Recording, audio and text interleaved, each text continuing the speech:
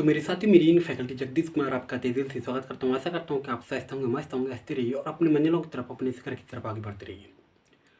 तो मेरे साथियों, आज हम एक मोटिवेशन की बात करेंगे, एक पॉइंट की बात करेंगे। आज हम 2022 में मैं आपको तहे दिल से स्वागत करता हूँ और हार्दिक अभिनंदन करता हूँ कि आप वर्ष 2022 में आप अपना एक दृढ़ संकल्प लें और एक एम बनाएं, अपने लक्ष्य को वर्ष 2022 में हासिल करें, मुकाम हासिल करें। तो आइए, बेहतर से बेहतर की तलाश करो, बेहतर से बेहतर की तलाश करो। अगर मिल जाए नदी तो समंदर की तलाश करो। बेहतर से बेहतर की तलाश करो, अगर मिल जाए नदी तो समंदर की तलाश करो। तो आइए मेरे साथियों, आज हम एक पॉइंट की बात करेंगे कि हम बहुत सारे वर्ष हमारे गुजर चुके हैं और हम 2022 में एक ऐसा दृढ़ संकल्प लें कि हम अपने मुकाम को हासिल कर पाएँ और अपने जीवन में अपना लक्ष्य प्राप्त कर सकें। तो आइए, जैसे कि आज के दौर में क्या होता है कि पढ़ाई पूरी कोरोना काल में चलते वर्ष 2020 से डिसमिस हो चुकी है। तो बात करूँगा पढ़ाई से लेकर कुछ तथ्यों की कि आजकल क्या होता है कि बच्चे डिसाइड करते हैं कि हमें किस टीचर से पढ़ना है, किस कोचिंग इंस्टीट्यूट में पढ़ना है या कैसे हमें तैयारी करनी है। पहले क्या था कि टीचर डिसाइड करते थे कि बच्चे की पढ़ाई रेगुलर की जाए, कहने का मतलब टेस्ट लेके चेक किया जाए पढ़ने लायक है या नहीं। तो ये आज का दौर बड़ा खतरनाक है पढ़ाई का मेरे दोस्त। तो मैं इस पर कुछ पॉइंट की बात कर लूँगा। और आइए, वर्ष 2022 में हम दृढ़ संकल्प लेते हैं अपने लक्ष्य की प्राप्त करने के लिए, लक्ष्य को हासिल करने के लिए, मुकाम तक पहुँचने के लिए। क्योंकि आइए बात करता हूँ जैसे कि हमारे भारतीय मूल के निवासी क्रिकेटर सचिन तेंदुलकर के बारे में एक सच्ची घटना। उनकी एक सच्ची घटना है और उन्होंने एक मूवी में भी जिक्र किया था और एक इंटरव्यू में भी ये बताया था कि जब मैं कोचिंग किया करता था तो पर डे मैं अपनी मेहनत करता था। एक दिन क्या हुआ कि एक दिन मेरे कोच का, कहने का मतलब मेरे सर का मैच था। अपने मैच को छोड़कर जब मैं सर को, कहने का मतलब अपने कोच के मैच को देखने चला गया तो कोच ने बोला कि देखा मेरे को तो बोला, आज तो तेरा मैच था और आज तू यहाँ कैसे। तो जब सचिन ने जवाब दिया अपने कोच को, अपने सर को, कि सर मैं आज आपको चेंज करने आया, सचिन के कोच ने सचिन के गाल पर तमाचा लगाया और बोला, तू तालियां बजाने के लिए पैदा नहीं हुआ है। और सचिन के जो दोस्त थे वो हंस पड़े और बोले कि चल, हमारा एक टीचर है, वो बेहतर पढ़ाता है, बेहतर सिखाता है, उसके पास चल। तो दूसरे दिन सचिन अपने दोस्त के साथ उनके टीचर के साथ पहुंचा और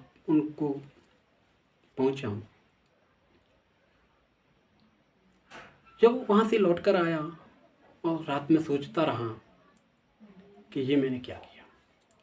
दूसरे दिन उन्हीं कोच के पास पहुँचा, उन्हीं सर के पास पहुँचा और सॉरी की और माफ़ी मांगी कि सर मेरे से गलती हो गई। तो जब बोला कि सर मैं वास्तव में आपने सही बताया, वाकई में आपने सही बताया कि मैं तालियां बजाने के लिए पैदा नहीं हुआ हूँ, तालियां बजाने के लिए पैदा नहीं हुआ हूँ, तालियां बजवाने के लिए पैदा हुआ हूँ। तालियां बजाने के लिए पैदा नहीं हुआ हूँ, तालियां बजवाने के लिए पैदा हुआ हूँ। तो मैं उनकी एक बात बताऊँगा आपको, सचिन तेंदुलकर की, कि ऑस्ट्रेलिया वर्सेस इंडिया का मैच था। ऑस्ट्रेलिया में नया बॉलर आया था, उनका नाम था ब्रैड हॉग ने ऑस्ट्रेलिया में डेब्यू किया और आया। ऑस्ट्रेलिया वर्सेस इंडिया का मैच था और सचिन बल्लेबाजी कर रहा था। तो उस समय ब्रैड हॉग ने सचिन को बोल्ड मारा। बड़ा प्रश्न हुआ कि मैंने बहुत महान क्रिकेटर को, महान बल्लेबाज को मैंने बोल्ड मारा। तो मैच खत्म होने के बाद जब सचिन पवेलियन में बैठा था, तभी उस बॉल को लेकर ब्रड हॉग आया और बोला, सर मैंने आपको बोल्ड मारा है और आप इस पर ऑटोग्राफ दीजिए। सचिन कुछ देर के लिए रुका और सोचा और उसने उस बॉल पर लिखे, ऐसा दिन तेरा कभी फिर नहीं आएगा, ऐसा दिन फिर तेरा कभी नहीं आएगा। क्या उसने ये बात लिखकर उस बॉल पर ऑटोग्राफ देकर, ये जवाब देकर, बोलकर, क्या वो आपकी तरह मूवी देख रहा होगा या पॉपकॉर्न खा रहा होगा या फिर वेस्ट टाइम करा होगा, अपना समय बर्बाद करा होगा? नहीं, उसने ये बात तो बोल दी कि ऐसा दिन तेरा फिर कभी नहीं आएगा।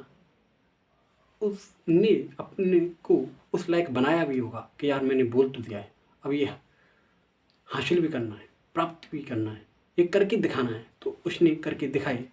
मैं आपको बता दूं कि और ब्रड हॉग और सचिन के बीच, कहने का मतलब ऑस्ट्रेलिया और इंडिया के बीच, उन दोनों में 30-40 मैच हुई।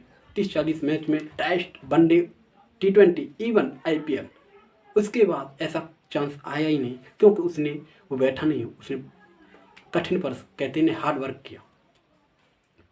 क्योंकि जब उसने ये चीज़ बोल दी तो वो स्वयं को अपने लायक उसके लिए बनाया भी। तो ऐसा बनाया कि महान क्रिकेटर भी कहलाए इंडिया के, और उनके विश्व में 100 शतक हैं, जिसे आप सेंचुरी बोलते हैं। और मैं आपको एक और चीज़ बताऊं, जैसे कि हम मेजर ध्यानचंद को हॉकी का जादूगर कहा जाता है।